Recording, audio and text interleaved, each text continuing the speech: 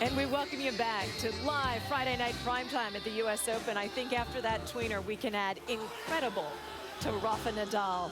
Straight sets over Kuznetsov. He's into the fourth round. What a difference a year makes. It was this round a year ago. Fabio Fognini got Rafa Nadal, and Nadal never saw the second week here at the Open. Hi, everyone. Chris McKendry, Jason Goodall, LZ Granderson, and a seat right there waiting for Rafa Nadal, who's going to join us here out on the set. He's getting better and better with each round. I think the doubters are being tossed aside. What does he need to do now going into the second week? To win the tournament, he needs to do everything just a little bit better. But the good news is his strengths are getting better all the time. The serve and the forehand. The one shot that he lost when he was playing his poorest tennis was the forehand. He was making a lot of mistakes. Even when it did go in, he would drop it short. He would hit with a lot of spin, no penetration through the court. And he started to doubt that particular shot. And of course, when he was at his very best back in the day, that was the one shot that he could dominate with. We're starting to see him use it more, especially the one down the line. That's the one he can do a lot of damage with. And I think if he can continue to hit that shot well and use the serve to open up the court and then hit the forehand with the first shot of the rally, most of the time, he's in with a shout. And that's what we heard Uncle Tony talk to Pam Shriver about. Keeping the confidence in the serve, but how much they worked to get that forehand back to where it was. Yeah, absolutely. I mean, I remember sitting out there in the practice court set with you, and we would watch Rafa practice, and the forehand that he was practicing with would not be the forehand he would bring into matches because he didn't have that confidence. We're now beginning to see him hit the ball deep past the service line, keeping his opponent on the baseline. We weren't seeing that last year, which is why Fognini was able to come back and win that match last year. Let's take a look at some of the highlights. And as we do, you have to wonder, are we seeing the New York nighttime guy? Oh, I think you're right. 25th anniversary of Jimmy Connor's incredible match. You know, Rafa is just embracing this crowd. Here's a big forehand for you, Jason. Yeah, they've really taken to him here, haven't they? And I think he's playing better tennis because he's able to entertain them. Great movement around the court and the ability, of course, to use his favorite shot, the forehand, as much as he possibly can. He's creating angles with it. He's creating pace, especially that one down the line. That, LZ, is the shot that he needs to use most. Absolutely. I mean, people forget, Rafa's won 25 or 27 matches here at the Open. There it is. And this is just icing on the cake, isn't it? I mean, he hits this shot regularly. It's not like that was luck. When he said to Darren afterwards in the interview, oh yeah, that was just a little lucky. He knew exactly what he was doing there. He knew Kuznetsov was going to be coming into the net. He delayed the shot. He hit it nice and low. That's the key to get the elevation. Drops his racket. That doesn't matter. Doesn't put him off at all. Carries on and finishes in fine. Is dropping the racket like dropping the mic? Is that the same thing? It is exactly right. I like it. In this case, it certainly is. I didn't even notice he dropped the racket until you saw the replay, and I know you two didn't either. Take us through this breakdown, Jason. You talk about the two big weapons, the serve and then the forehand. It's the combination of the two. If we can use the serve to set up that forehand down the line, I think if there's one shot we can use as a barometer to gauge how confident he is in his overall game, it's the forehand down the line. It's so difficult to defend against. Let's take a closer look at his technique using 3D technology. Look at the preparation, the major muscle groups, the ground reaction force, quads, hips, core, open stance, and then pouncing into the shot, the lasso finish. And that's when he plays his best tennis. So let's look at how many forehands he's able to hit as a first shot after the serve, 78%. So dancing around the backhand, it's a very solid shot when he moves to his right, but anything other than that, he's going to use his favorite shot, the forehand, to try and dictate play. And these are the kind of numbers that we saw when he was playing his very best tennis, and we're starting to see more of that now. Well, he had 22 winners to just 19 unforced. Nice number, what you want to see. He was broken twice, and it was in that second set. 6-4 in the second set. Does that concern you as he reaches better and better competition along in the tournament, if he kind of goes on a little bit of a walkabout? Yeah, you can't afford that against the best players in the world. He rectified the situation well, but when we spoke to Uncle Tony, Pam did a great interview with him at the end of the second set, and he said that was the one thing that worried him more than anything else. The fact that the serve went walkabout, first serve percentage was lower, and therefore opponents can attack the second serve more frequently. So that's something he needs to address. Absolutely. Speaking of... Hello, Rafa. How are you? Hey, Rafa. Nice to see you. Congratulations.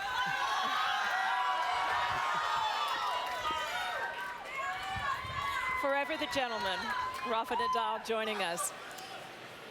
Congratulations.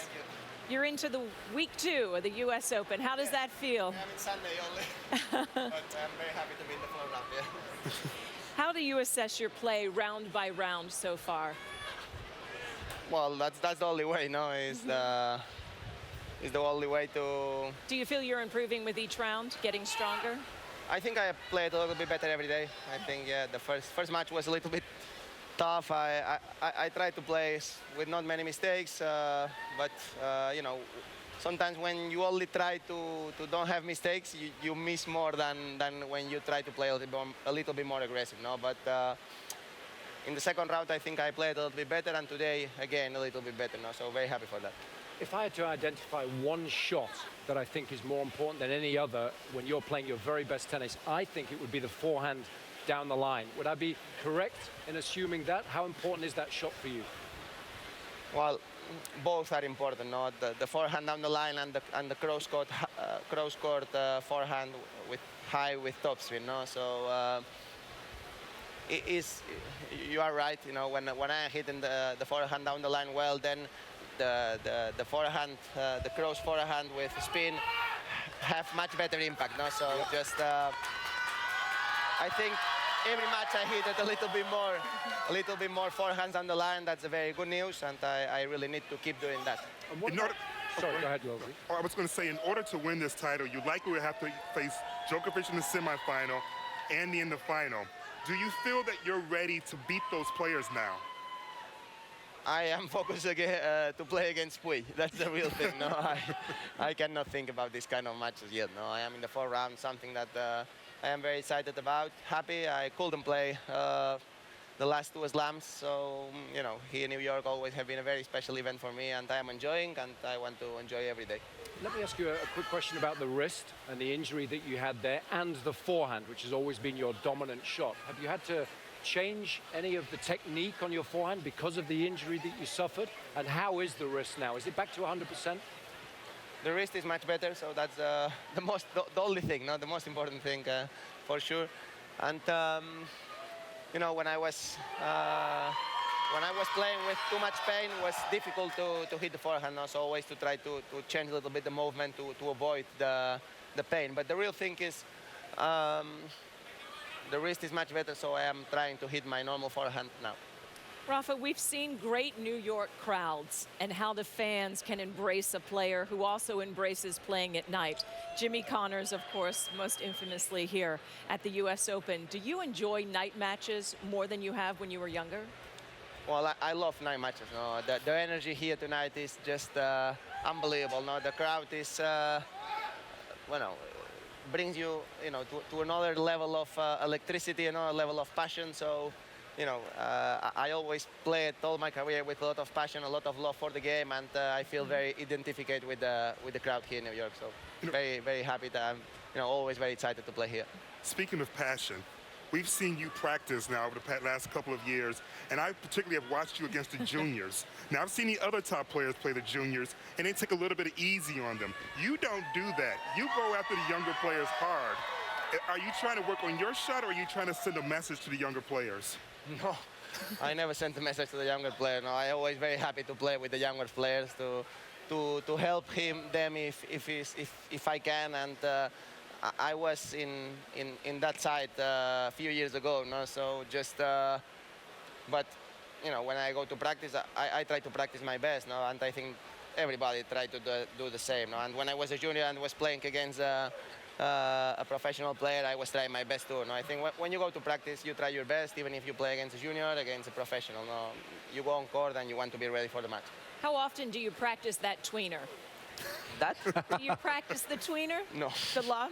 Yes, you do. I've seen you practice that. Come on. No, come on. You cannot practice that kind of shot. Talk us through it here. Yeah, it was a little bit lucky because No, you weren't. Come on.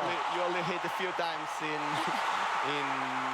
during the year, but this time was a great shot, and finally I won the point, so very happy for But that. you knew he was coming into the net, right? So you deliberately hit a lob, didn't you?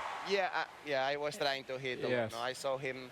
Well, I didn't saw him, but I imagined that he was coming to the net and trying to be closer to the net, and I was very far 3-4 meters behind the baseline. So the only chance for me was a good lob shot. Yeah, exceptional skills there. Now, I've seen you win a lot of big matches down the years, but I've never seen you smile more broadly or more frequently than when you won the gold medal with Mark Lopez in Rio. What did that mean to you? I know he's such a good friend of yours, right? Well, it was an amazing feeling. No, a gold medal always is a gold medal, no, and you only have a chance to play. I played 3 Olympic Games, but realistic, I only played 2, no, because the first one was in Athens, 2004. Only played doubles. I was a kid, no, but you know, win a gold medal is a dream, and especially have the chance to do it with one of my best friends, with Mark, was an unforgettable and unique moment for the rest of my life. Where do you keep the medals? Sorry? Where do you keep the medals? Well, I have a museum in Mallorca, yeah, in my academy. They're in the Rafa Museum. Oh, Yeah. okay. Yes, All you right. should Of have course, known I should have known that. Yeah. Of No, course. come on. I will have to. Well, congratulations on week 2 here at the Open. I know you say it's just playing Sunday, but that's week 2, Rafa. Yeah, You're thank you into very the much. round of 16. Congratulations and continued success and good health. Anything. Best of luck. Thank you. Rafa Nadal, everyone.